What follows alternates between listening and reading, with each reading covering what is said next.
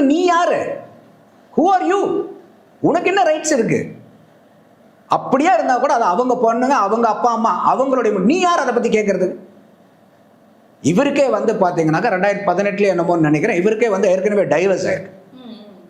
அந்த டைவர்ஸ் ஆகும்போது அந்த அம்மா என்ன சொல்றாங்கன்னாக்கா, இவருக்கு வரும்போது இவருக்கு எந்த விதமான காசும் கிடையாது, சாப்பாடே நாங்க தான் போட்டோம், எங்க அப்பா கொடுத்த காசுல தான் சாப்பிட இவருக்கு அப்படின்றாங்க. ஆனா இன்னைக்கு எத்தனை நூற்றுக்கணக்கான ஏக்கரா இருக்குது, சொத்து இருக்குது, அதெல்லாம் எங்க இருந்து வந்துச்சு? 25,000 ரூபாய் எனக்கு ஜீவனாம்சம் கொடுக்கறது கூட கொடுக்க மாட்டேன்றாங்கன்றாங்க.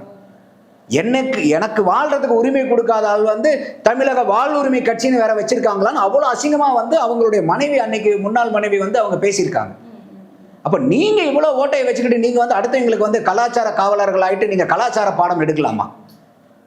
என்ன இப்ப இன்னைக்கு வந்து ஒரு தோல் மேல கை போட்டவ என்ன இன்னைக்கு எந்த காலகட்டத்தில் இருக்கிறோம் நம்ம? அப்ப நீங்க ஒரு பெண்ணை, ஒரு ஆண் பெண் பத்தின உறவை பத்தி நீங்க என்ன நினைச்சிட்டு இருக்கீங்க? அவங்களுடைய ஃப்ரெண்ட்ஷிப் என்ன நினைக்கிறீங்க? ஒரு நேசம், பாசம், ஒரு காமத்துக்கும் நேசத்துக்கும் பாசத்துக்கும் அன்புக்கும் பரிவுக்கும் இதுக்கெல்லாம் வித்தியாசம் தெரியாது அவருக்கு? ஒரு ஆண் பெண்ணுனாவே எல்லாமே வந்து அந்த உடல் ரீதியான உறவு மட்டும்தானா?